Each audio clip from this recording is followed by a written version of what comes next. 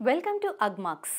వ్యవసాయంలో సేంద్రియ విధానాలను ప్రోత్సహించేందుకు బ్రహ్మాస్త్రం ఒక సమర్థవంతమైన సేంద్రియ పురుగు మందుగా విస్తృతంగా ఉపయోగించబడుతుంది.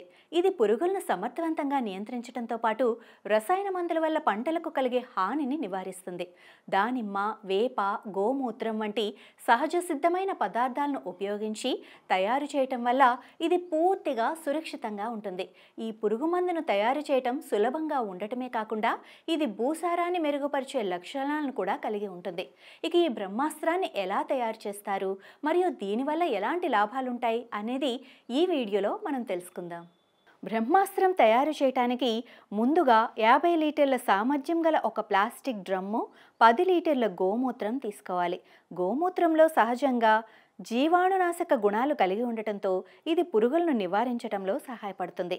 అలాగే 3 కిలోల వేపాకులు, 2 కిలోల సీతాఫలమాకులు, 2 కిలోల బొప్పాయి ఆకులు, 2 కిలోల దానిమ్మాకులు, 2 కిలోల జామాకులు ఉపయోగించడం వల్ల మొక్కలలో రోగనిరోధక శక్తి పెరుగుతుంది. తద్వారా పంటలపై హానికారక పురుగుల ప్రభావాన్ని తగ్గించుకోవచ్చు. బ్రహ్మాస్త్రం తయారీ కోసం ముందుగా 50 లీటర్ల సామర్థ్యం గల ప్లాస్టిక్ డ్రమ్ను తీసుకొని శుభ్రం చేసి అందులో 10 లీటర్ల గోమూత్రాన్ని పోయాలి. తర్వాత 3 కిలోల వేపాకులను మెత్తగా నూరి గోమూత్రంలో కలుపుకోవాలి. అలాగే 2 కిలోల సీతాఫలం, బొప్పాయి, దానిమ్మ, జామాకులను కూడా మెత్తగా నూరి ముద్దగా చేసి డ్రమ్లో వేసి బాగా కలుపుకోవాలి. ఈ మిశ్రమాన్ని 10 నుండి 15 నిమిషాల పాటు కర్రతో నెమ్మదిగా కలపాలి. ఆపై దీన్ని 5 సార్లు ప్రతి గంటకొకసారి 30 నిమిషాల పాటు మరిగించి తర్వాత మిశ్రమాన్ని పూర్తిగా చల్లార్చి క్లాత్ సాయంతో వేరే పాత్రలో ఫిల్టర్ చేసి 24 గంటల పాటు మూత పెట్టి ఉంచాలి. ఈ ద్రావణాన్ని 6 నెలల వరకు నిల్వ చేసుకోవచ్చు. కానీ మంచి ఫలితాల కోసం 4 నెలల లోపు ఉపయోగించాలి. 1 లీటర్ బ్రహ్మాస్త్రాన్ని 50 లీటర్ల నీటితో బాగా కలిపి ప్రతి 15 రోజులకు ఒకసారి సాయంత్రం సమయంలో పంటలపై స్ప్రే చేయటం వల్ల ఇది తెగుళ్లను అరికట్టడంతో పాటు రసం పీల్చు పురుగులను అనగా పేనుబంక, తామర పురుగు, మిడతలను అలాగే ఆకుముడత పురుగులను, పండ్లను తొలిచే పురుగులను నియంత్రించడంలో సహాయపడుతుంది. దీన్ని కూరగాయలు, పండ్లు, వాణిజ్య పంటలు, పూలు మరియు ఇతర వ్యవసాయ పంటలలో సమర్థవంతంగా ఉపయోగించుకోవచ్చు.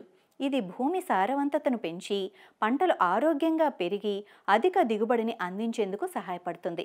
ఇది రసాయనిక పురుగు మందుల భూమికి, నీటికి, వాతావరణానికి హాని చేయకుండా పర్యావరణానికి అనుకూలంగా వ్యవసాయాన్ని కొనసాగించేందుకు ఉపయోగకరంగా ఉంటుంది. దీని క్రమం తప్పకుండా వాడితే భవిష్యత్తులో పురుగుల ప్రభావం తగ్గడంతో పాటు వ్యవసాయ ఉత్పత్తులను రసాయన రహితంగా ఉంచేందుకు సహాయపడుతుంది.